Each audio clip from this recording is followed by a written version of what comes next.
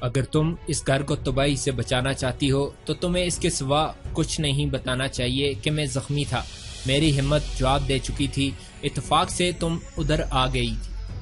میں سلطان کے پاس جانا چاہتا تھا اور تم نے میرے لیے ایک گھوڑے کا انتظام کر کے وہاں پہنچا دیا تھا، لیکن میں نے تمہیں راستے میں یہ نہیں بتایا تھا کہ میں نے کسی کو قتل ہوتے دیکھا تھا۔ ساتھ میری وجہ سے اس گھر پر مصیبت نہیں آنی چاہیے۔ تمہارے خالو کو یہ ہرگز تسلیم نہیں کرنا چاہیے کہ میں نے انہیں ابو القاسم کے قتل کے متعلق کوئی اطلاع دی ہے۔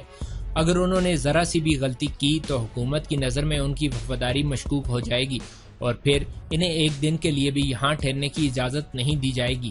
انہیں زبان کھولنے کے لیے مناسب وقت کا انتظار کرنا چاہیے اور مجھے میرے حال پر چھوڑ دینا چاہیے۔ موجودہ حالات میں الفجارہ کے لوگوں سے یہ توقع نہیں کی جا سکتی کہ وہ ابو القاسم کے قتل پر مشتعل ہو جائیں گے یا مجھ جیسے گمنام آدمی کے قتل کی کوئی اہمیت ہوگی، لیکن مجھے یقین ہے کہ کسی دن وہ اپنی بقا کے لیے تلواریں نکالنے پر مجبور ہو جائیں گے۔ بے کسوں کے ہاتھ صرف دعا کے لیے اٹھ سکتے ہیں اور میرا دل گواہی دیتا ہے کہ جزا اور سزا کے مالک کی بارگاہ میں تمہاری دعائیں رائگاں نہیں جائیں گی۔ سعد، ہمت سے کام لو، مجھے یقین ہے کہ میں واپس آؤں گا۔ اگر مجھے یہ اطمینان ہوا کہ تم ان درندوں سے محفوظ ہو تو میں بڑی سے بڑی مصیبت کا سامنا کر سکوں گا۔ سعد، خدا حافظ۔ خالہ جان، خدا حافظ۔ ابو الحسن اپنی بیوی کی گرفت سے آزاد ہو کر دروازے کی طرف بڑھا۔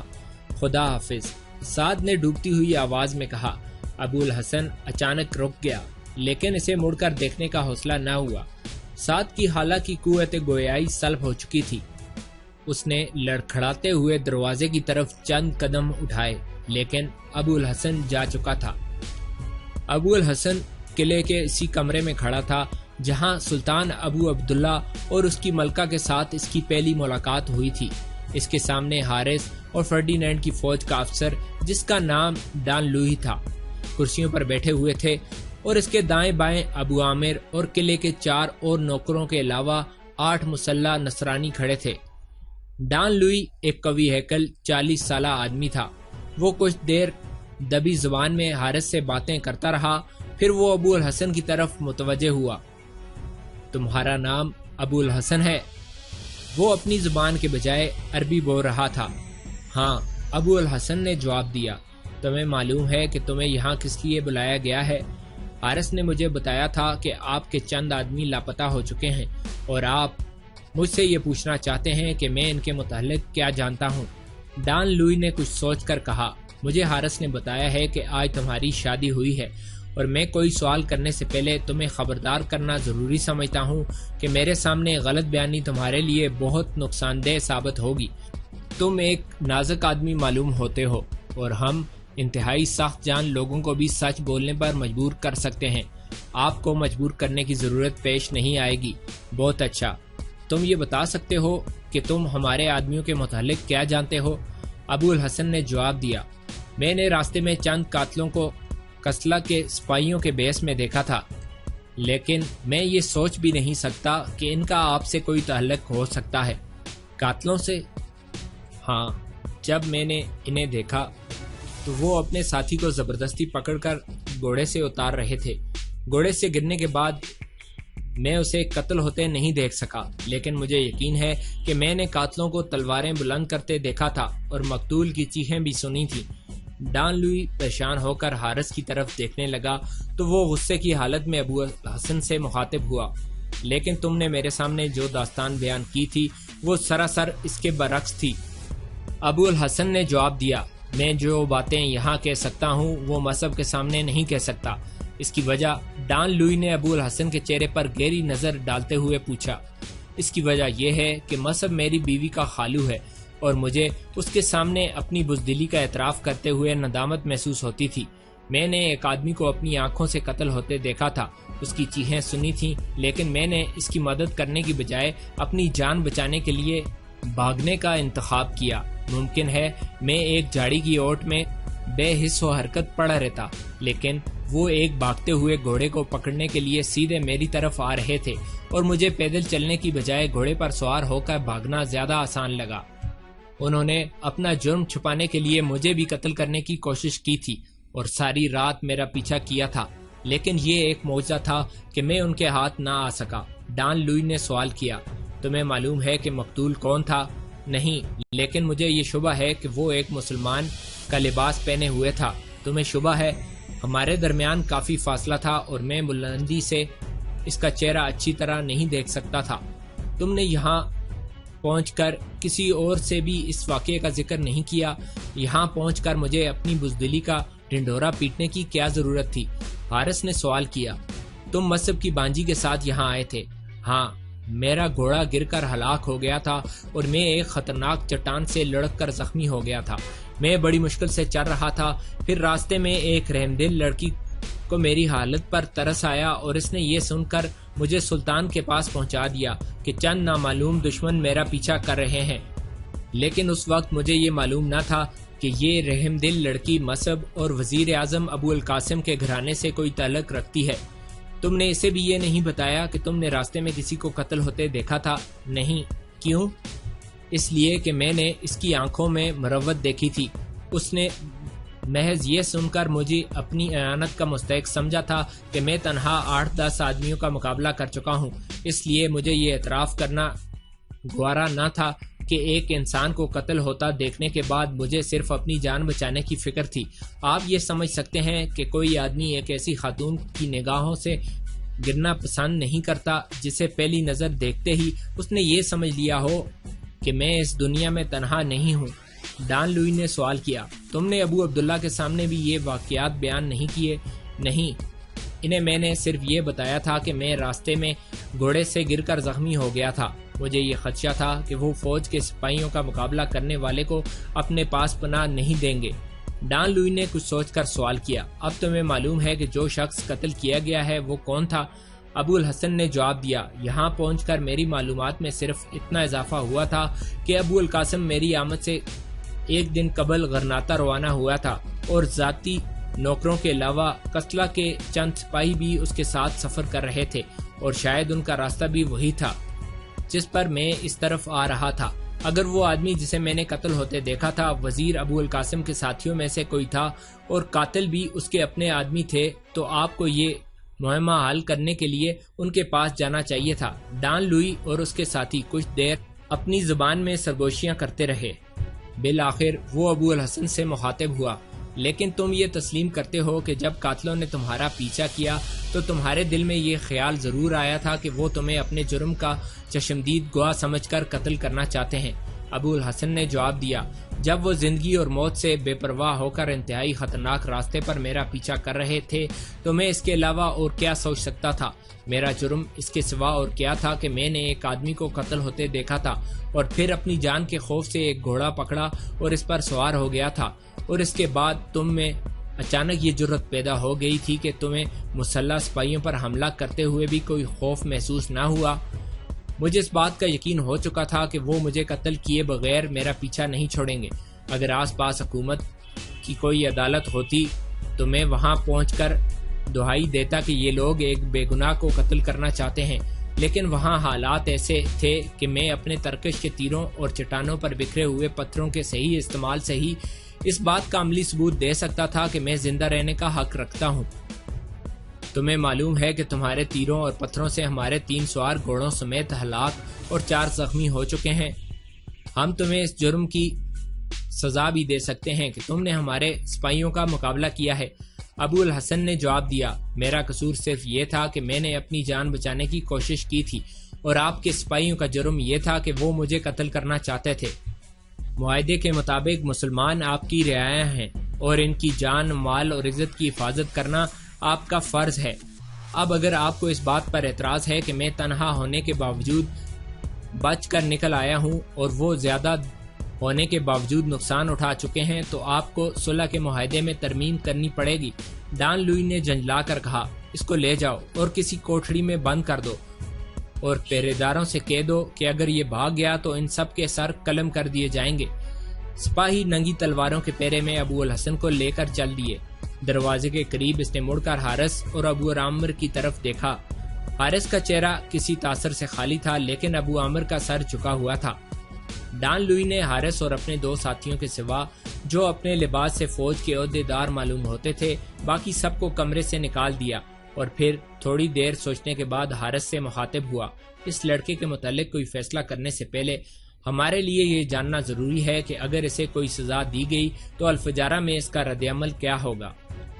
حارث نے جواب دیا، جناب الفجارہ کے حالات ایسے نہیں کہ میں اسے کوئی سزا دینے کا مشورہ دے سکوں۔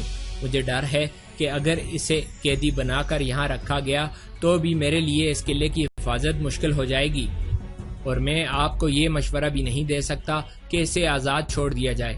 اگر آپ کے آدمی اسے یہاں پہنچنے سے پہلے گرفتار کر لیتے تو ان کے لیے یہ افواہ اڑانا مشکل نہ تھا کہ ایک سرپرے نوجوان نے راستے میں ابو القاسم کو قتل کر دیا تھا۔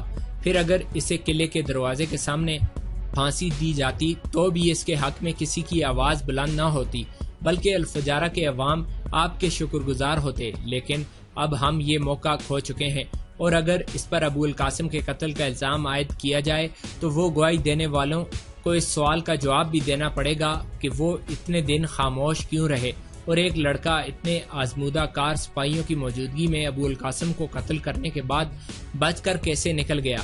کم از کم مصعب کو تو ہماری کسی بات کا یقین نہیں آئے گا۔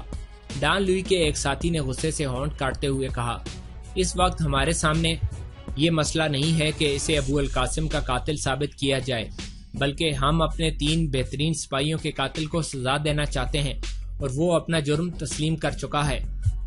حارث نے جواب دیا، مجھے ان 3 سپاہیوں کے قتل ہو جانے کا آپ سے کم افسوس نہیں، لیکن ہم اس وقت غرناطہ میں نہیں بلکہ الفجارہ میں ہیں، اور الفجارہ کے لوگوں کو یہ سمجھانا بہت مشکل ہوگا کہ اپنی جان بچانے کے لیے عیسائی سپاہیوں کا مقابلہ کرنا جرم ہے۔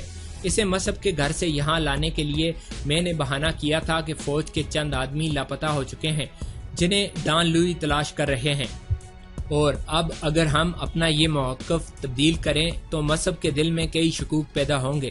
دوسرے افسر نے کہا، تمہارا خیال ہے کہ مصعب اس لڑکے کی جان بچانے کے لیے حکومت کے خلاف بغاوت کا جھنڈا بلند کر دے گا؟ نہیں، مصعب ایسی جرات نہیں کر سکتا۔ اگر یہ مسئلہ صرف اس کی ذات تک محدود ہوتا تو وہ ایسا نہیں کرتا۔ میں پورے یقین کے ساتھ یہ کہہ سکتا ہوں کہ الفجارہ میں بہت کم آدمی ایسے ہوں گے جو اس کی آواز پر لبیک کہیں گے، لیکن وہ لڑکی جس کے ساتھ اس کی شادی ہوئی ہے مصعب اور ابو القاسم کی رشتہ دار ہونے کے علاوہ ایک ایسی آدمی کی بیٹی ہے جسے الفجارہ کے قبائل غرناطہ کی جنگ آزادی کے ایک اول العزم سپاہی کی حیثیت سے جانتے ہیں۔ عین شادی کے دن اس کی گرفتاری کی خبر جنگل کی آگ کی طرح پھیل جائے گی، اور پھر میں نے یہ بھی سنا ہے کہ ابو الحسن بھی غرناطہ کے ایک بااثر گھرانے سے تعلق رکھتا ہے۔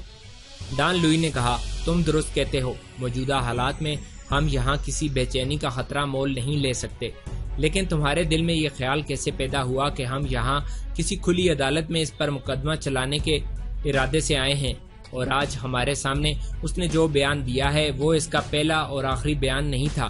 ہم اسے آزاد نہیں کر سکتے، اسے قتل بھی نہیں کر سکتے، اور ہمارے لیے یہ بھی ممکن نہیں کہ اس قلعے میں قیدی بنا کر رکھا جائے۔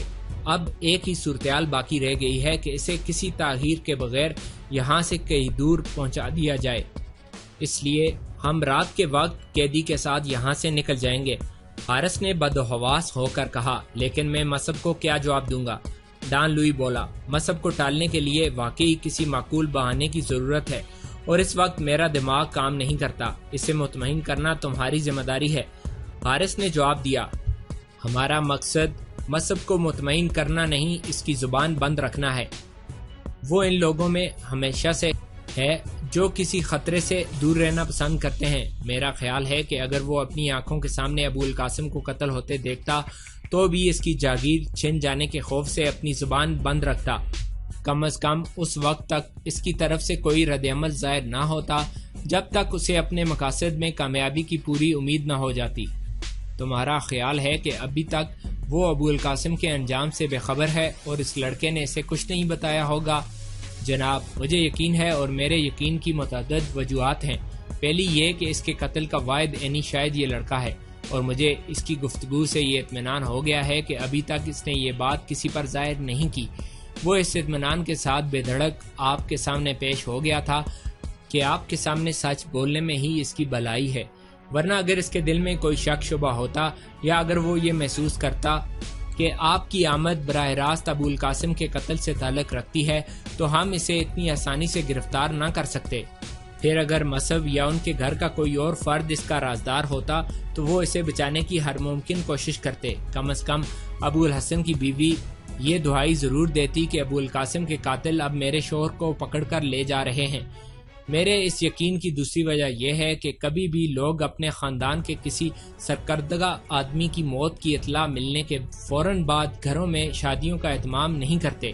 ڈان لوئی نے کہا، کیا یہ نہیں ہو سکتا کہ ابو الحسن نے اسے بتا دیا ہو کہ ہمارے آدمی ابو القاسم کے قتل پر پردہ ڈالنے کے لیے اسے تلاش کر رہے ہیں اور اس شادی کا واحد مقصد یہ ہے کہ ہم اس پر ہاتھ نہ ڈال سکیں؟ جناب، لوگ ایک اجنبی کی جان بچانے کے لیے اپنی بیٹی کا مستقبل خطرے میں نہیں ڈالتے۔ اگر مصعب کو اس بات کا علم ہوتا کہ ابو الحسن کو کوئی خطرہ ہے تو وہ اسے اپنے گھر کی چار دیواری کے قریب بھی نہ آنے دیتا۔ وہ ان لوگوں میں سے نہیں جو ایک اجنبی کی مصیبت اپنے سر لے لیتے ہیں۔ آپ اطمینان سے قیدی کو اپنے ساتھ لے جائیں، میں مصعب کو پرامن رکھنے کی ذمہ داری لیتا ہوں۔ میں اسے سمجھا سکوں گا کہ حکومت کے ساتھ وفاداری کا ثبوت دینے اور ابو الحسن کو چھڑانے کی واحد صورت یہ ہے کہ اسے کچھ عرصے کے لیے خاموش رہنا پڑے گا۔ لیکن تم کہتے ہو کہ ابو الحسن کی بیوی تمہارے لیے خطرہ پیدا کر سکتی ہے۔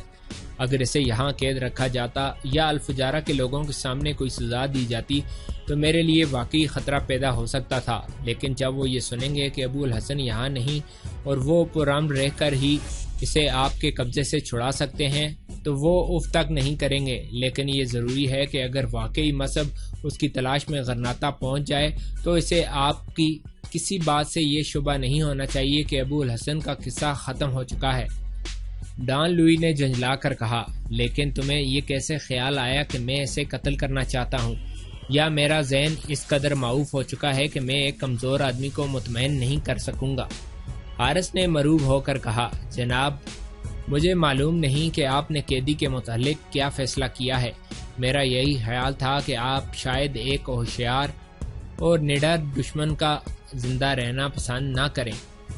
کیا ہم اسے زندہ رکھ کر کوئی مفید کام نہیں لے سکتے؟ اگر غرناطہ کا گورنر اسے سزا دینے پر مصر ہوا تو میں اسے اپنی ذمہ داری پر ویلنسیا بھیج دوں گا۔ وہاں مجھے اپنی زمین آباد کرنے کے لیے تندرست غلاموں کی ضرورت ہے۔ حارث کوئی سوال کرنا چاہتا تھا کہ ڈان لوئی بولا، تمہیں بہرحال پریشان ہونا نہیں چاہیے، وہ یہاں کبھی واپس نہیں آئے گا، اور اب رہا مصعب کا مسئلہ تو اس کے متعلق بھی ہمیں کوئی تشویش نہیں۔ تمہارے جیسے ہوشیار آدمی کے لیے اسے چند مہینے ٹالنا مشکل نہیں ہوگا، اور میرا خیال ہے کہ تم اسے بھی یہ سمجھا سکو گے کہ اگر وہ ابو الحسن کی بھلائی چاہتا ہے تو اسے حکومت کے ساتھ کامل وفاداری کا ثبوت دینا پڑے گا۔ جو لوگ اپنے مفاد پر قوم کی آزادی قربان کر سکتے ہیں انہیں مرتے دم تک خود فریبی میں مبتلا رکھا جا سکتا ہے۔ اور اب تمہیں رات کے وقت پہاڑی علاقے میں ہماری رہنمائی کے لیے فوری طور پر کسی ہوشیار آدمی کا انتظام بھی کرنا پڑے گا۔ حارث نے جواب دیا، جناب، اس قلعے میں ابو عامر سے زیادہ قابل اور قابل اعتماد آدمی کوئی نہیں۔ وہ سلطان ابو عبداللہ کا ملازم بھی تھا اور ان کے خلاف جاسوسی بھی کرتا تھا۔ وہ ہر راستے سے واقف ہے، لیکن مجھے اس بات کا اندیشہ ہے کہ شاید مصعب شام تک اپنے گھر بیٹھ کر ابو الحسن کا انتظار کرنے کی بجائے یہاں پہنچ جائے۔ اس لیے اگر آپ مجھے اجازت دیں تو میں آپ کے سفر کے انتظامات سے فارغ ہوتے ہی اس کے پاس چلا جاؤں اور اسے کچھ دیر باتوں میں مصروف رکھوں۔ ڈان لوئی نے جواب دیا، اگر تمہیں اس میں کوئی فائدہ نظر آتا ہے تو ہمیں اس پر کیا اعتراض ہو سکتا ہے؟ ہم غروب آفتاب کے 1 گھنٹہ بعد روانہ ہو جائیں گے۔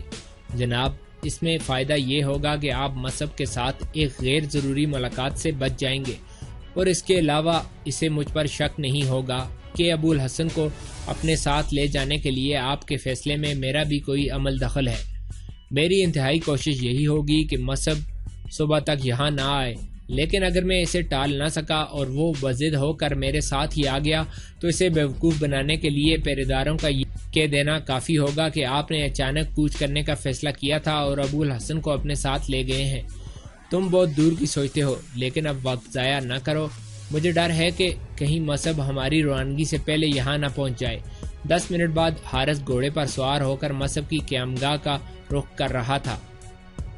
سعد کی بے چارگی۔ پچھلے پیر سعد بالائی منزل کی چھت پر کھڑی پتھرائی ہوئی آنکھوں سے ان پہاڑیوں کی طرف دیکھ رہی تھی جو دو وادیوں کے درمیان حد فاصل کا کام دیتی تھی۔ اسے دن بھر کے واقعات ایک خواب کی طرح محسوس ہو رہے تھے۔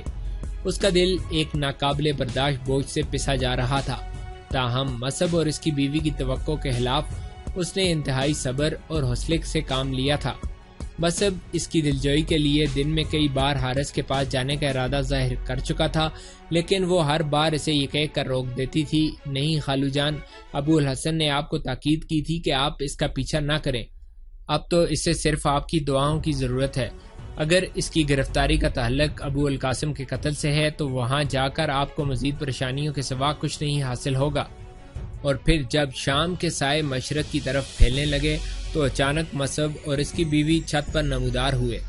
خالہ نے آگے بڑھ کر اسے سینے سے چمٹا لیا اور مصعب معصوم لہجے میں کہنے لگا، بیٹی اب شام ہونے والی ہے اور میں چاہتا ہوں کہ میں وہاں سے ہو آؤں۔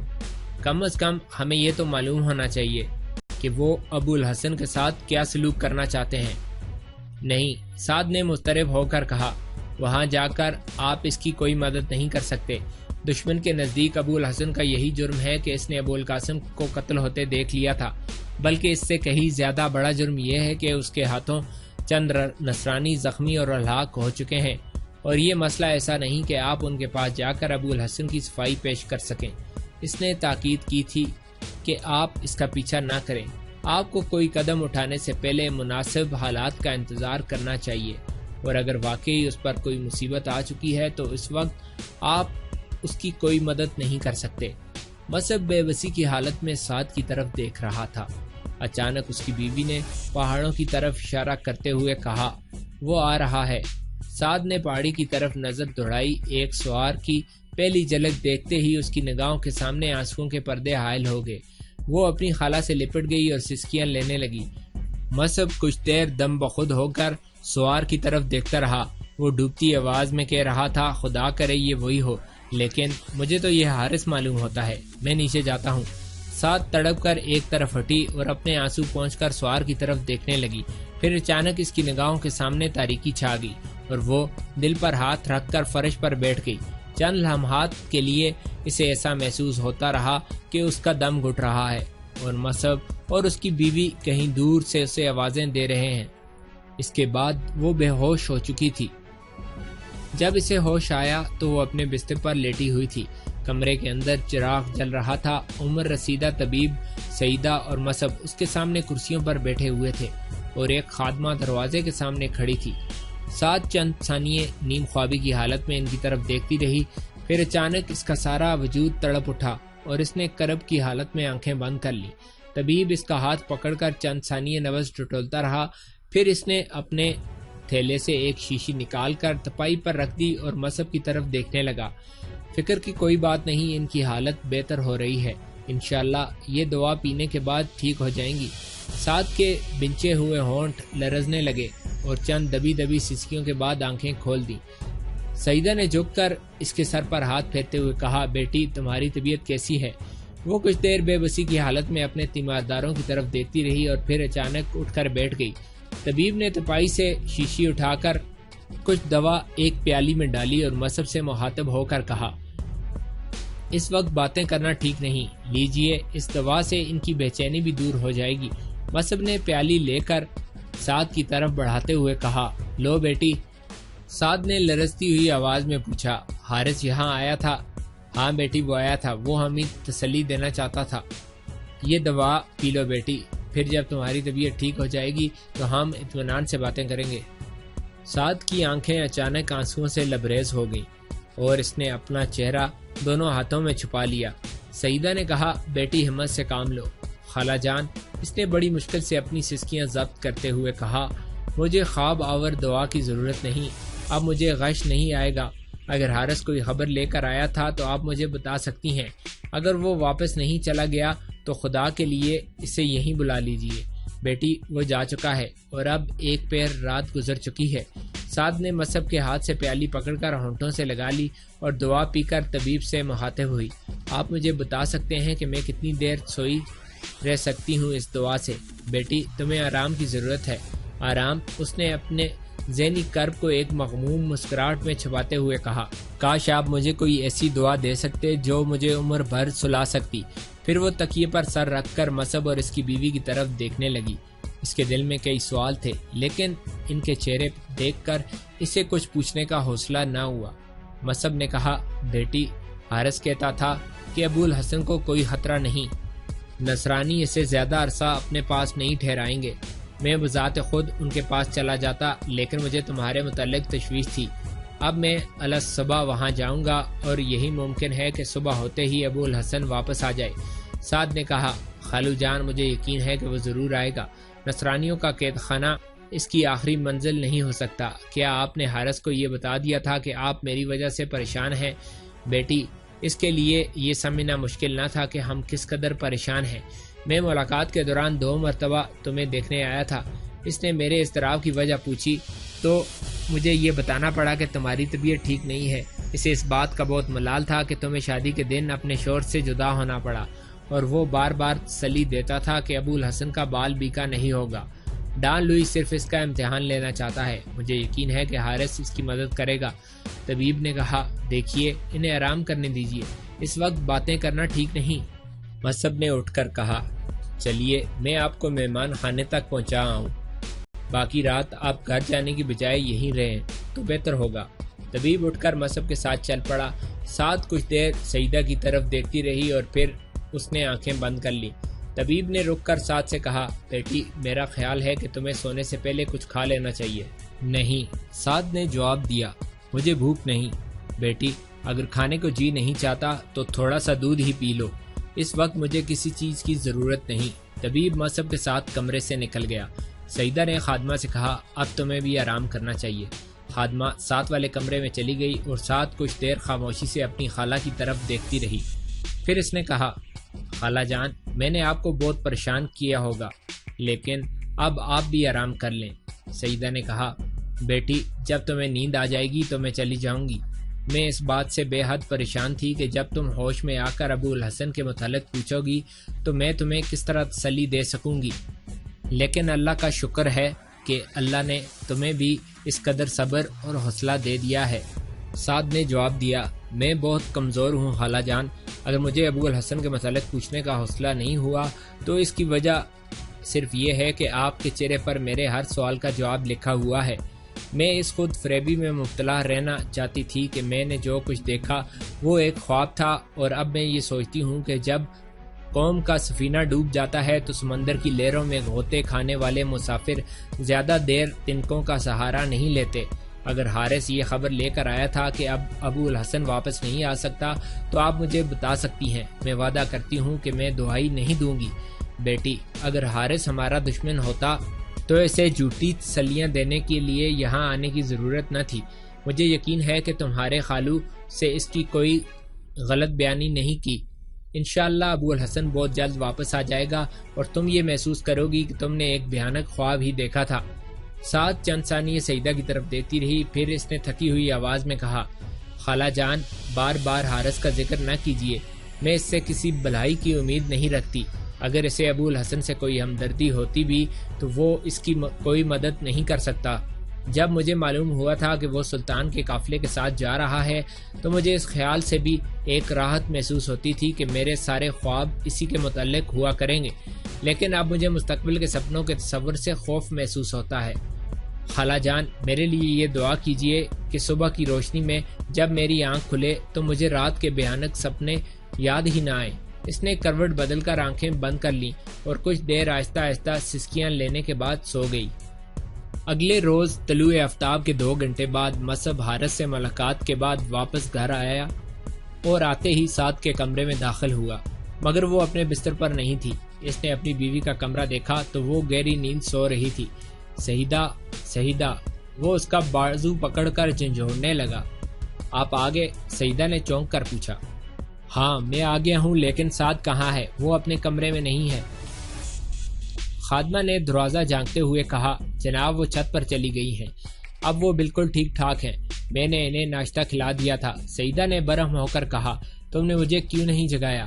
میں آپ کو جگانا چاہتی تھی مگر انہوں نے منع کر دیا، وہ کہتی تھی کہ خالہ جان کو آرام کی ضرورت ہے۔ اور میں تھوڑی دیر تازہ ہوا میں سانس لینا چاہتی ہوں۔ آپ کے لیے ناشتہ لے آؤں؟ ہاں لے آؤ۔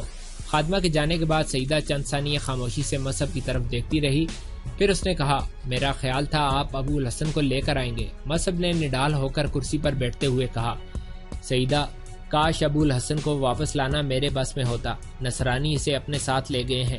میں رات جب حارث سے بات کر رہا تھا اس نے مجھے نہیں بتایا۔ اس کا کہنا تھا کہ رات کو جب حارث یہاں سے واپس گیا تو وہ جا چکے تھے۔ شاید انہیں خطرہ تھا کہ حارث اس کی طرفداری کرے گا۔ وہ اس کے لیے یہ پیغام چھوڑ گئے ہیں کہ ہمیں گورنر کی طرف سے فوراً واپسی کا حکم ملا ہے اور وہ اپنی تحقیقات مکمل کرنے کے لیے ابو الحسن کو ساتھ لے جا رہے ہیں۔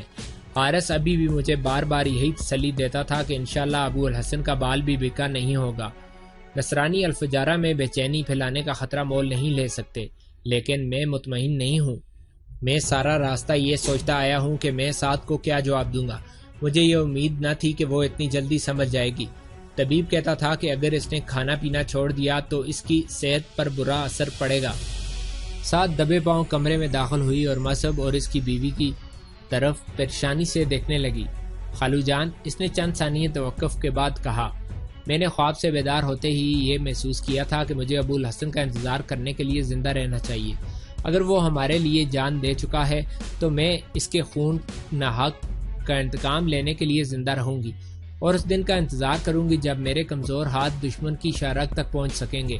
مصعب نے بھرائی ہوئی آواز میں کہا، بیٹی، حارث نے مجھے ابو الحسن کی اعانت کا وعدہ کیا ہے۔ اگر وہ اسے واپس نہ لا سکا تو میں بذات خود غرناطہ جاؤں گا۔ میں آج ہی چلا جاتا، لیکن حارث کا کہنا تھا کہ مجھے چند دن انتظار کرنا چاہیے۔ آپ غرناطہ جا کر اس کی کوئی مدد نہیں کر سکتے، سعد بولی۔ اگر حارث کو ہمارے ساتھ کوئی ہمدردی ہوتی تو وہ ابو الحسن کی گرفتاری کے لیے مسلح آدمی لے کر ہمارے گھر نہ آتا۔ وہ دوسری مرتبہ آپ کے پاس صرف تو لینے آیا تھا کہ ابو الحسن کی گرفتاری سے الفجارہ میں کیسے مسائل پیدا ہوں گے۔ غدار بدلتے ہوئے حالات میں اپنے لبادے تبدیل کر سکتے ہیں، لیکن ان کی فطرت میں کوئی تبدیلی نہیں آ سکتی۔ خالو جان، میرا یہ مطلب نہیں کہ آپ فوراً حارث سے الجھ پڑیں۔ میں یہ جانتی ہوں کہ موجودہ حالات میں اس کی کھلی دشمنی آپ کے لیے کتنے خطرات پیدا کر سکتی ہے۔ بیٹی، میں ابو الحسن کو قید سے چھڑانے کے لیے بڑی سے بڑی قربانی دینے کو تیار ہوں۔ خالو جان، یہاں سے رخصت ہوتے وقت ابو الحسن کو دشمن کے متعلق کوئی غلط فہمی نہ تھی۔ وہ یہ جانتا تھا کہ نصرانی افسر نے اسے کیوں بلایا ہے۔ اس کے الوداعی الفاظ میرے دل پر نقش ہیں۔ اس وقت مجھے اس کی گفتگو عجیب معلوم ہوتی تھی، لیکن اب میں سمجھ سکتی ہوں کہ وہ کون سا جذبہ تھا جس نے اس کو اپنی زندگی اور موت سے بے نیاز کر دیا تھا۔ اب بھی میں کسی زمین دوز اذیت خانے سے اس کی روح کی چیخیں سن سکتی ہوں۔ خالو جان، وہ یہ کہہ رہا ہے کہ سعد، میری وجہ سے اس گھر پر مصیبت نہیں آنی چاہیے۔ اپنی خالہ اور خالو سے کہو کہ وہ مجھے میرے حال پر چھوڑ دیں اور میرے مصائب میں حصے دار بننے کی کوشش نہ کریں۔ میں اپنے حصے کا بوجھ خود اٹھا سکتا ہوں۔ میں اس امید پر زندہ رہوں گا کہ کسی دن میری قوم اپنے گناہوں کا کفارہ ادا کرنے پر آمادہ ہو جائے گی۔ کسی دن الفجارہ کے مجاہد میرے قید خانے کا دروازہ توڑ ڈالیں گے۔ کسی دن میرے ترک اور بربر بھائی طارق کی روایات کے امین بن کر آئیں گے اور مجھے یہ پیغام دیں گے کہ تم آزاد ہو۔ غرناطہ میں تمہارا گھر اجڑ چکا ہے، لیکن الفجارہ میں تمہاری راہ دیکھنے والے موجود ہیں۔ وہ سب کچھ دیر سر پکڑ کر سوچتا رہا، پھر اس نے سعد کا کندھا تھپکتے ہوئے کہا، بیٹھ جاؤ بیٹی، میں تم سے کچھ کہنا چاہتا ہوں۔ سعد اس کے سامنے دوسری کرسی پر بیٹھ گئی۔ سعد، مصعب نے بھرائی ہوئی آواز میں کہا، بیٹی، ہم کتنے بے بس ہیں۔ میں اپنے دل کو یہ فریب دیا کرتا تھا کہ نصرانی صلح کے معاہدے کی پابندی کریں گے، لیکن حالات نے یہ ثابت کر دیا ہے کہ آقاؤں اور غلاموں کے درمیان کوئی معاہدہ پائیدار نہیں ہوتا۔ ہماری بے چارگی کا یہ عالم ہے کہ ابو القاسم قتل ہو چکے ہیں، تمہارا شوہر گرفتار ہو چکا ہے اور ہمیں کسی کے سامنے قاتلوں کا نام لیتے ہوئے بھی خوف محسوس ہوتا ہے۔ میں اس بات سے ڈرتا ہوں کہ ہماری زندگی کا ہر نیا دن پچھلے دن سے زیادہ صبر آزما ہوگا۔ اس کے باوجود میں اس امید پر زندہ رہنا چاہتا ہوں کہ اللہ کی بارگاہ میں تمہاری دعائیں رائے گاہ نہیں جائیں گی۔ یہ رات گزر جائے گی، ابو الحسن اچانک تمہارے دروازے پر دستک دے گا اور تم اسے دیکھ کر یہ محسوس کرو گی کہ ہفتوں، مہینوں یا برسوں کی تاریک رات صرف ایک خواب تھی۔ لیکن ہو سکتا ہے کہ میں اس وقت اس کا انتظار نہ کر سکوں۔ اس لیے میں یہ نصیحت کرنا چاہتا ہوں کہ جب ابو الحسن واپس آ جائے تو تمہیں ایک دن کے لیے بھی یہاں نہیں ٹھہرنا چاہیے۔ اس غلطی کا اعادہ نہیں کرنا چاہیے جو مجھ سے سرزد ہوئی تھی۔ افریقہ پہنچ کر تم یہ محسوس کرو گی کہ تمہارے لیے ایک معمولی جھونپڑا بھی اس قلعے کی نسبت زیادہ آرام دہ ہے۔ تمہیں یہاں رہ کر اس آندھی کا انتظار نہیں کرنا چاہیے جس کے آثار دیکھ کر ہم نے غرناطہ سے ہجرت کی تھی۔ ہم نے اپنے اوپر ظلم کیا ہے، لیکن تمہارے لیے ہمارے گناہوں کی سزا نہیں ہونی چاہیے۔ سعد بظاہر بڑے انماق سے گفتگو سن رہی تھی، لیکن اس کے خیالات کہیں دور جا چکے تھے۔ وہ تصور میں الحمرا کا طواف کر رہی تھی، ابو الحسن کے قید خانے کے دروازے توڑ رہی تھی، اس کی رفاقت میں جہاز پر سوار ہو رہی تھی اور ساحل بربر سے آگے صحراؤں اور نخلستانوں کے مناظر دیکھ رہی تھی۔ بیٹی، مصعب نے اپنی گفتگو ختم کرتے ہوئے کہا، میری آخری غلطی یہ تھی کہ چند دن قبل تک تمہارے مستقبل کے متعلق میں کوئی فیصلہ نہ کر سکا۔ میں نے ابو القاسم کی موت کی خبر سننے سے قبل دشمن کے آئندہ عزائم کے متعلق کبھی نہ سوچا، لیکن اب اگر اللہ کی بارگاہ میں تمہاری دعائیں مستجاب ہوں اور ابو الحسن واپس آ جائے تو مجھ سے وعدہ کرو کہ سمندر عبور کرنے سے پہلے اطمینان کا سانس نہیں لوگی۔ خالو جان، آپ کو معلوم ہے کہ میں آپ کی حکم عدولی نہیں کر سکتی، لیکن میں بھی آپ سے یہ وعدہ لینا چاہتی ہوں کہ اس کی آمد سے قبل آپ مجھے یہ گھر چھوڑنے کا مشورہ نہیں دیں گے۔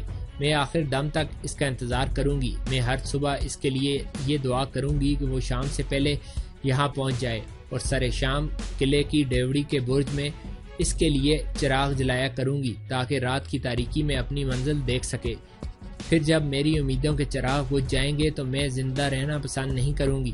اگر بیچارگی کی موت ہی میرا مقدر ہے تو اس سے کوئی فرق نہیں پڑتا کہ مجھے کس جگہ دفن کیا جاتا ہے، لیکن مجھے یہ یقین ضرور ہے کہ وہ آئے گا۔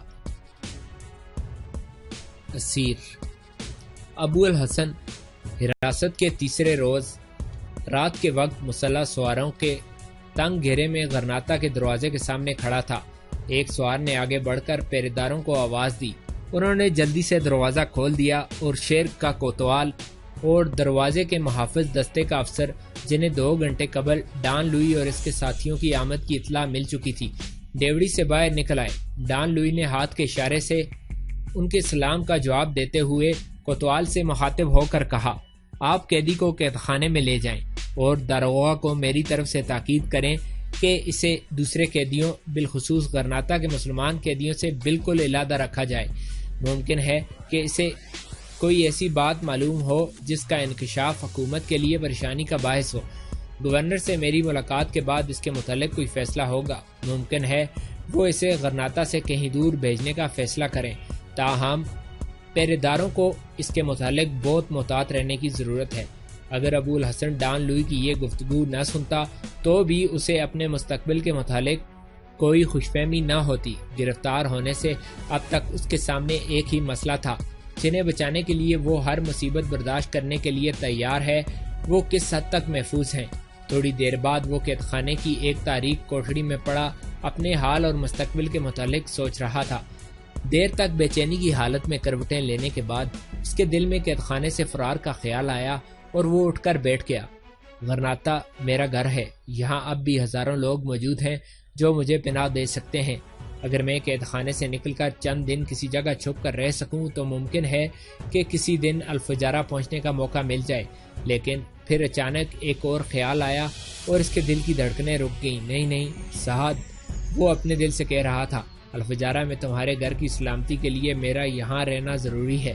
میرے فرار ہوتے ہی نصرانی تمہارے گھر کے ہر راستے پر پیرا بٹھا دیں گے، اور یہ بھی ممکن ہے کہ میرے وہاں پہنچنے سے پہلے ہی وہ تمہارے گھر کی تلاشی لے چکے ہوں اور میری طرح تم سب کو کسی قید خانے میں پہنچا دیا گیا ہو۔ نہیں سعد، میں تمہیں اپنے مصائب میں حصہ دار نہیں بناؤں گا۔ مجھے یقین ہے کہ اللہ تعالی ہماری مدد فرمائے گا، اور اگر میرا یہی مقدر ہے کہ نصرانیوں کے قید خانوں میں گمنامی کی موت مر جاؤں تو بھی میں تمہارے سر کا ایک ایک بال اپنی زندگی سے زیادہ قیمتی سمجھوں گا۔ وہ دوبارہ لیٹ گیا اور کچھ آہستہ آہستہ سعد کا نام دہرانے کے بعد اسے نیند آ گئی۔ 5 دن اور گزر گئے۔ پھر ایک صبح کوٹھڑی کا دروازہ کھلا اور پہرے داروں کے ساتھ 2 آہنگر داخل ہوئے۔ انہوں نے ابو الحسن کو فرش پر لٹا کر اس کے گلے میں آئینی توک اور پاؤں میں بیڑیاں ڈال دیں۔ تھوڑی دیر بعد وہ ڈان لوئی اور داروغہ کے سامنے ایک کشادہ کمرے میں کھڑا تھا۔ داروغہ نے کہا، ہم نے ڈان لوئی کے حکم پر تم سے یہ رعایت کی ہے کہ تمہارا ماتھا نہیں داغا۔ وہ اپنے غلاموں کی شکل مس کرنا پسند نہیں کرتے۔ ان کا تم پر یہ احسان بھی ہے کہ تم موت کی سزا سے بچ گئے ہو، ورنہ آج تک ایسا نہیں ہوا کہ کسی مسلمان نے ہمارے سپاہیوں کو قتل کیا ہو اور اس کو کسی چوراہے پر پھانسی نہ دی گئی ہو۔ ڈان لوئی نے کہا، مجھے تمہاری جوانی پر رحم آ گیا تھا اور میں نے بڑی مشکل سے گورنر کو قائل کیا ہے کہ تم نے صرف اپنی جان بچانے کے لیے تلوار اٹھائی تھی۔ انہوں نے تمہیں میرے سپرد کر دیا ہے اور میں تمہاری طرف سے اس بات کا پورا اطمینان چاہتا ہوں کہ تم بھاگنے کی کوشش نہیں کرو گے۔ ابو الحسن نے جواب دیا، میرے پاؤں میں بیڑیاں اور گلے میں آئینی توک دیکھ کر آپ کو یہ اطمینان ہو جانا چاہیے کہ میں بھاگنے کی کوشش نہیں کر سکتا۔ ڈان لوئی بولا، یہ احتیاط اس لیے کی گئی ہے کہ غرناطہ سے باہر تر و تازہ ہوا میں سانس لینے کے بعد اچانک تمہاری نیت نہ بدل جائے۔ میں یہاں سے چند اور قیدیوں کے ساتھ تمہیں اپنی جاگیر میں کام کرنے کے لیے بھیج رہا ہوں۔ کل میری جاگیر کا منتظم یہاں پہنچ جائے گا اور اگلے دن تمہیں اس کے ساتھ روانہ کر دیا جائے گا۔ اگر تم اچھا کام کرو گے تو تم پر کوئی سختی نہیں کی جائے گی، اور جب ہمیں یہ اطمینان ہو جائے گا کہ تم بھاگنے کی کوشش نہیں کرو گے تو تمہارا توک اور بیڑیاں بھی اتار دی جائیں گی۔ پھر 5 سال بعد تمہاری کارگزاری کا جائزہ لیا جائے گا۔ اگر تم نے میری خواہشات کے مطابق کام کیا تو میں تمہیں آزاد کرنے کی ذمہ داری لیتا ہوں۔ تھوڑی دیر کے لیے وہ رکا۔ اس نے ابو الحسن کے چہرے کا بھرپور جائزہ لیا اور پھر کہنے لگا، مجھے اس بات کا افسوس ہے کہ تم شادی کے دن اپنی بیوی سے جدا ہوئے، لیکن جب حالات سازگار ہوں گے تو میں یہ کوشش کروں گا کہ اسے بھی تمہارے پاس بلا لیا جائے، لیکن فی الحال اسے زیادہ سے زیادہ یہ اطلاع دی جا سکتی ہے کہ تم زندہ ہو اور اس سے دوبارہ ملنے کی امید پر زندہ رہنا چاہتے ہو۔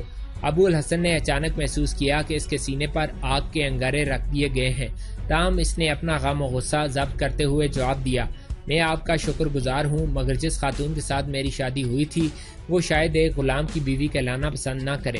ڈان لوئی نے جواب دیا، وقت کے ساتھ ساتھ انسانوں کے خیالات بھی بدل جاتے ہیں۔ اب تمہارے ماضی کے پرانے خوابوں کا اندلس ختم ہو چکا ہے اور ہم اس کے کھنڈروں پر اپنے مستقبل کا آسمانیہ تعمیر کرنا چاہتے ہیں۔ مجھے یقین ہے کہ چند سال بعد جب تم اپنے گرد و پیش کا جائزہ لو گے تو تم یہ محسوس بھی نہیں کرو گے کہ اندلس کے ماضی کے ساتھ تمہارا کوئی رشتہ بھی تھا، اور یہی بات میں اس لڑکی کے متعلق بھی کہہ سکتا ہوں جو اپنا مستقبل تمہارے ساتھ وابستہ کر چکی ہے۔ ابو الحسن کچھ دیر خاموشی سے سر جھکائے کھڑا رہا۔ بالآخر قید خانے کے داروغہ نے کہا، نوجوان، تم اس بات سے خوش نہیں ہوئے کہ ڈان لوئی نے تمہاری جان بچائی ہے؟ ابو الحسن کی خاموشی پر ڈان لوئی نے کہا، اسے یہ سمجھنے میں ابھی کافی دن لگیں گے کہ میں اس کا دشمن نہیں ہوں۔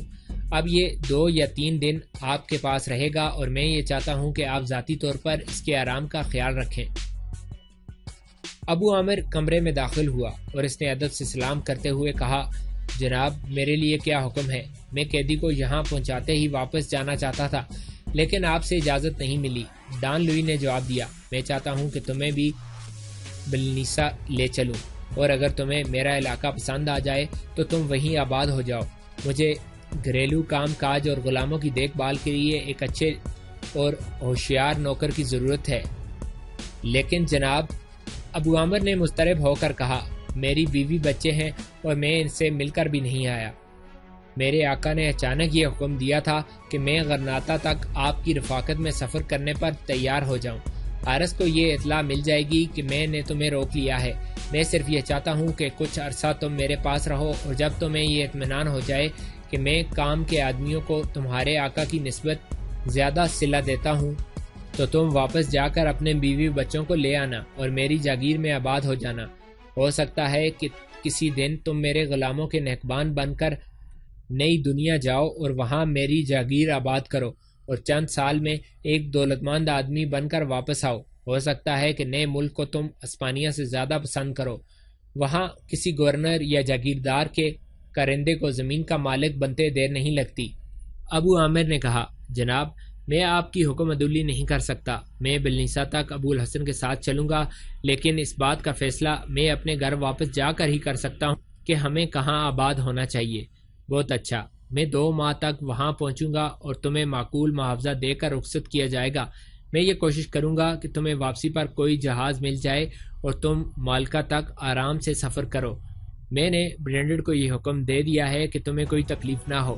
میں نے سنا تھا کہ تم ایک باورچی بھی ہو۔ میری بیوی کو جنوب کے کھانے بہت پسند ہیں۔ اگر تم ایک اچھے باورچی ثابت ہوئے تو تمہیں زیادہ معاوضہ ملے گا۔ فرصت کے اوقات میں تم میرے غلاموں سے میل جول رکھو گے، اور اگر تمہیں یہ معلوم ہو کہ کوئی غلام بھاگنا چاہتا ہے تو تم برینڈن کو خبردار کر دو گے۔ اور دیکھو، اگر بلنسیا میں قیام کے دوران تم نے ابو الحسن کو ہمارا پرامن غلام رہنے پر رضامند کر لیا تو یہ بھی ایک خدمت ہوگی۔ تمہیں اس سے بلا روک ٹوک ملنے کی اجازت ہوگی۔ میں نے اسے دیکھتے ہی یہ محسوس کیا تھا کہ نئی دنیا میں میرے لیے وہ ایک کارآمد آدمی بن سکتا ہے۔ جناب، میں دل و جان سے آپ کے حکم کی تعمیل کروں گا۔ ابو عامر کمرے سے باہر نکل گیا تو ڈان لوئی قید خانے کے داروغہ سے مخاطب ہوا۔ میرا تجربہ یہ ہے کہ مسلمانوں کے خلاف عیسائی جاسوسوں کی بجائے ان کے اپنے غداروں سے بہتر کام لیا جا سکتا ہے۔ یہ آدمی الفجارہ میں ابو عبداللہ کا ملازم اور ہمارا جاسوس تھا۔ ابو عبداللہ افریقہ چلا گیا تو اس کی جاسوسی کا دائرہ پہلے کی نسبت وسیع ہو گیا۔ ابو الحسن کی گرفتاری اس کی کارگزاری کا نتیجہ ہے۔ اگر ایسے لوگوں کی حوصلہ افزائی کی جائے تو یہ مسلمانوں کے جذبات ٹھنڈے رکھنے کے لیے بہت کارآمد ثابت ہو سکتے ہیں۔ تم دیکھو گے کہ کچھ عرصے ہمارے پاس رہنے کے بعد یہ حکومت کا زیادہ وفادار بن کر جائے گا۔ اور تیسرے دن 8 قیدی اور ان کے 5 محافظ ڈان لوئی کی جاگیر کے منتظم برینڈن کی رہنمائی میں بلنسیا کا رخ کر رہے تھے۔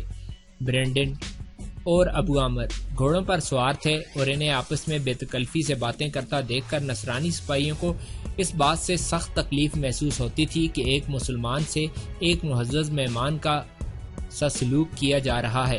ابو الحسن کبھی کبھی اس کی طرف دیکھتا اور حقارت سے منہ دوسری طرف پھیر لیتا۔ قیدیوں کے محافظوں میں سے ایک آدمی کے ہاتھ میں بھاری کوڑا تھا اور اسے کسی قیدی پر زور آزمائی کے لیے صرف کسی بہانے کی ضرورت ہوتی تھی۔ ابو الحسن سے جدائی کے بعد ساتھ کی زندگی کی اداس گھڑیاں دنوں اور مہینوں میں تبدیل ہو رہی تھیں، اور ابو الحسن کی تصویر جو ابتدائی ایام میں ہر وقت اس کی نگاہوں کے سامنے رہا کرتی تھی بتدریج وقت کے دھندلکوں میں گم ہو رہی تھی۔ تاہم وہ زندہ تھی اور زندہ رہنا چاہتی تھی۔ حارث کے متعلق اس کے شبہات یقین کی حد تک پہنچ چکے تھے، لیکن وہ مذہب کے سامنے اپنے جذبات کا اظہار کرنے کی بجائے اس بات پر زور دیا کرتی تھی کہ فی الحال آپ کو حارث کے ساتھ رسمی تعلقات قائم رکھنے چاہیے اور کسی بات سے اسے یہ تاثر دینے کی کوشش نہیں کرنی چاہیے کہ آپ کو اس کی ریاکاری کا علم ہو چکا ہے۔ حارث ہر دوسرے تیسرے روز ان کے ہاں آتا اور انہیں ابو الحسن اور ابو القاسم کے متعلق تسلی دینے کی کوشش کرتا، اور اگر وہ چند دن نہ آتا تو سعد کے اصرار پر مصعب بذات خود حارث کے پاس چلا جاتا۔ مصعب کے دوستانہ طرز عمل سے حارث کو یہ اطمینان ہو چکا تھا کہ ابو الحسن کی گرفتاری پر اس کے متعلق جو شکوک پیدا ہوئے تھے وہ دور ہو چکے ہیں، لیکن کبھی کبھی ابو القاسم کے بارے میں اس کی خاموشی اسے پریشان کر دیتی تھی۔ چنانچہ وہ اس قسم کے سوالات پوچھا کرتا تھا: مصعب، تمہیں ابو القاسم کے متعلق کوئی اطلاع نہیں ملی؟ وہ کب تشریف لائیں گے؟ اور مصعب اسے ٹالنے کی کوشش کرتا: مجھے انہوں نے اپنی خیریت کے متعلق بھی اطلاع نہیں دی۔ اگر وہ غرناطہ میں ہوتے تو ہماری خبر ضرور لیتے۔ میرے خیال میں انہیں کسی ضروری کام کے سلسلے میں تلیتا بلا لیا گیا ہے، اور یہ بھی ہو سکتا ہے کہ وہ کسی اہم مہم پر ملک سے باہر چلے گئے ہوں۔ ہاں بھائی، وہ بڑے آدمی ہیں اور غرناطہ کے گورنر کو بھی ان کی مصروفیت کا علم نہیں ہو سکتا، لیکن میں اکثر یہ سوچتا ہوں کہ اس علاقے کے لوگ ان کی طویل غیر حاضری کے متعلق کیا سوچتے ہوں گے۔ میرے خیال میں اتنے بڑے آدمی کا اچانک لاپتہ ہو جانا کوئی معمولی واقعہ نہیں۔ خدا کرے میرا یہ خدشہ غلط ثابت ہو، لیکن کبھی کبھی مجھے یہ ڈر محسوس ہوتا ہے کہ ابو القاسم کو کوئی حادثہ نہ پیش آ گیا ہو۔ یہ کیسے ہو سکتا ہے کہ اس سے کوئی حادثہ پیش آ جائے اور حکومت کو خبر نہ ہو؟ بعض اوقات ایسے ہوتے ہیں کہ حکومت انہیں ظاہر کرنا پسند نہیں کرتی۔ فرض کرو اگر وہ غرناطہ اور الفجارہ کے درمیان باغیوں کی کسی جماعت کے ہتھے چڑھ گیا ہو اور کسی سرپرے نے اسے قتل کر دیا ہو۔ مصعب اچانک یہ محسوس کرتا کہ وہ اس کے لیے پھندا تیار کر رہا ہے اور وہ سنبھلنے کی کوشش کرتا۔ خدا کے لیے ایسی باتیں نہ کہو۔ یہ کیسے ہو سکتا ہے کہ حکومت کے باغی ابو القاسم کو قتل کر دیں اور حکومت کی فوج اور پولیس حرکت میں نہ آئے؟ الفجارہ کے لوگ یہ اچھی طرح جانتے ہیں کہ اگر کسی باغی نے ابو القاسم پر حملہ کیا تو انہیں کس تباہی کا سامنا کرنا پڑے گا۔ حارث اور مصعب کے درمیان اس قسم کی گفتگو کئی بار ہو چکی تھی۔ حارث جب بھی اسے کریدنے کے لیے ابو القاسم کا ذکر چھیڑتا تو اس کا نام مدافعانہ شعور کو جگا دیتا، چنانچہ حارث کا یہ یقین پختہ ہو چکا تھا کہ وہ ابو القاسم کے انجام سے بے خبر ہے۔ ابو الحسن کی گرفتاری کے 6 ماہ بعد مصعب دوسری مرتبہ غرناطہ گیا تھا اور چند ہفتے قیام کے بعد واپس آتے ہی اس نے حارث کو بتایا کہ مجھے ابو الحسن کا کوئی سراغ نہیں ملا، میں یہ بھی معلوم نہیں کر سکا کہ ڈان لوئی کہاں ہے۔ میں نے بڑی مشکل سے گورنر تک رسائی حاصل کی تھی، لیکن وہ یہ کہتا تھا کہ ڈان لوئی پولیس کے ایک اہم عہدے پر فائز ہو چکا ہے اور تلیتا میں بادشاہ اور ملکہ کے علاوہ حکومت کے چند بڑے عہدیداروں کے سوا کسی کو اس کی خفیہ سرگرمیوں کا علم نہیں ہوتا۔ تاہم جب وہ دورے پر غرناطہ آئے گا تو میں ابو الحسن کے متعلق اس سے پوچھنے کی کوشش کروں گا۔ ابو القاسم نے بھی ابھی تک اپنی بیوی کی کوئی اطلاع نہیں دی اور غرناطہ کا گورنر اس کے متعلق بھی یہی کہتا ہے کہ وہ کسی خفیہ مہم پر گیا ہوا ہے۔ میں ابو القاسم کی بیوی کے اصرار پر تلیتا بھی گیا تھا، لیکن بادشاہ اور ملکہ نے ملاقات کے لیے میری درخواست قبول نہیں کی۔ حارث نے پوچھا، تم نے اپنی درخواست میں یہ لکھا تھا کہ تم ابو القاسم کے متعلق معلومات حاصل کرنا چاہتے ہو؟ ہاں، اور مجھے یہ جواب ملا تھا کہ تمہیں ابو القاسم کے متعلق پریشان ہونے کی ضرورت نہیں، وہ کسی خفیہ مہم پر گیا ہوا ہے اور اپنا کام ختم کرتے ہی گھر پہنچ جائے گا۔ حارث نے مطمئن ہو کر کہا، اب کم از کم اس کے متعلق تمہارے خدشات دور ہو جانے چاہیے۔ مجھے ان کے متعلق کوئی خدشہ نہیں، میں صرف ان کی بیوی کی دلجوئی کے لیے وہاں گیا تھا، لیکن اب حالت یہ ہے کہ الفجارہ کے لوگ بھی اس کے متعلق طرح طرح کی باتیں کرتے ہیں۔ کیسی باتیں؟ یہی کہ وہ کہاں ہے اور اس نے اپنے متعلق کوئی اطلاع کیوں نہیں بھیجی۔ الفجارہ کے لوگوں کو یہ معلوم ہو چکا ہے کہ وہ غرناطہ میں بھی نہیں ہے۔ تم ان سے کہہ سکتے ہو کہ فی الحال یہ ایک راز ہے، لیکن جب صحیح وقت آئے گا تو تمہیں سب کچھ معلوم ہو جائے گا۔ لوگ تمہیں ابو الحسن کے متعلق تو نہیں پریشان کرتے، مصعب نے جواب دیا۔ ابو الحسن کے متعلق آپ سعد اور اس کی خالہ کے اضطراب کا اندازہ لگا سکتے ہیں۔ آپ سے میں نے اس کے متعلق اس لیے کبھی نہیں پوچھا، اگر کوئی اچھی خبر ہوتی تو آپ ہمیں بتا دیتے، لیکن ہماری طرح آپ بھی اس سے زیادہ کچھ نہیں جانتے کہ وہ کس قید خانے میں ہے۔ اس کی رہائی یا موت ڈان لوئی کے ہاتھ میں ہے۔ حارث نے کہا، میں آپ کو پہلے بھی کئی بار یہ بتا چکا ہوں کہ ڈان لوئی اس کے ساتھ کوئی برا سلوک نہیں کرے گا، لیکن اس کی رہائی کا انحصار اس بات پر ہوگا کہ حکومت اسے کس حد تک بے گناہ سمجھتی ہے۔ آپ غرناطہ کے ہر قید خانے تک رسائی حاصل کر سکتے ہیں اور ہم صرف یہ جاننا چاہتے ہیں کہ ابو الحسن کس حال میں ہے۔ حارث نے جواب دیا، آپ غرناطہ سے ہو آئے ہیں اور آپ کو یہ معلوم ہو گیا ہوگا کہ یہ کام اتنا آسان نہیں۔ میرا خیال ہے کہ گورنر نے اسے خطرناک قیدی سمجھ کر قید خانے میں رکھنے کی بجائے غرناطہ سے باہر کسی قلعے میں بھیج دیا ہے، اور ممکن ہے کہ ڈان لوئی کو بھی یہ معلوم نہ ہو کہ وہ کہاں ہے۔ بہر صورت میں اپنے آپ کو کسی خطرے میں ڈالے بغیر اس کی تلاش جاری رکھوں گا۔ ابو عامر کی بیوی دھوپ میں اونی دری پر بیٹھی ریشمی کپڑا کاٹ رہی تھی۔ اس کا 2 سالہ بچہ اس کے قریب لیٹا ہوا تھا۔ اس کا نام عمار تھا اور اس کا سرخ و سفید چہرہ کوہستان کے جفاکش باشندوں کی تندرستی اور توانائی کا آئینہ تھا۔ اچانک گاؤں کی ایک لڑکی امارہ کے دوسرے لڑکے کو اٹھائے سین میں داخل ہوئی اور اس نے کہا، ایک عورت آپ سے ملنے آئی ہے خالہ، وہ بہت خوبصورت ہے، میں نے پہلے اسے اس گاؤں میں نہیں دیکھا، وہ کسی بڑے گھر کی معلوم ہوتی ہے۔ امارہ نے کہا، بیٹی وہ مونڈا اٹھا کر یہاں رکھ دو۔ لڑکی بچے کو نیچے اتار کر مونڈا اٹھا لائی۔ باہر سے کسی نے نیم و دروازے پر دستک دیتے ہوئے کہا، بین امارہ، مجھے اندر آنے کی اجازت ہے؟ امارہ اٹھ کر ننگے پاؤں بھاگتی ہوئی دروازے کی طرف بڑھی اور اجنبی عورت کا ہاتھ پکڑ کر اندر لے آئی اور اسے مونڈے پر بٹھا دیا۔ اس کے بعد خود بھی اس کے قدموں میں چٹائی پر بیٹھ گئی۔ نووارد نے کہا، میں آپ سے تنہائی میں کچھ باتیں کرنا چاہتی ہوں۔ امارہ نے گاؤں کی لڑکی کی طرف دیکھا تو وہ سین سے باہر نکل گئی۔ اس نے اٹھ کر دروازے کو کنڈی لگا دی اور واپس آ کر مہمان کے سامنے بیٹھتے ہوئے بولی، اب ہم اطمینان سے باتیں کر سکتی ہیں، آپ کہاں سے آئی ہیں؟ نوارد نے اپنے چہرے سے اوڑھنی ذرا اوپر کرتے ہوئے کہا، میرا نام سعد ہے، مصعب میرے خالو ہیں، میں اس لیے تمہارے پاس آئی ہوں کہ ابو عامر میرے شوہر کا دوست تھا، شاید اس نے آپ سے کبھی ابو الحسن کا ذکر کیا ہو۔ مجھ سے اس نے کبھی اس نام کے کسی دوست کا ذکر نہیں کیا، ویسے بھی وہ مجھ سے اپنے کسی دوست یا دشمن کا ذکر نہیں کرتا۔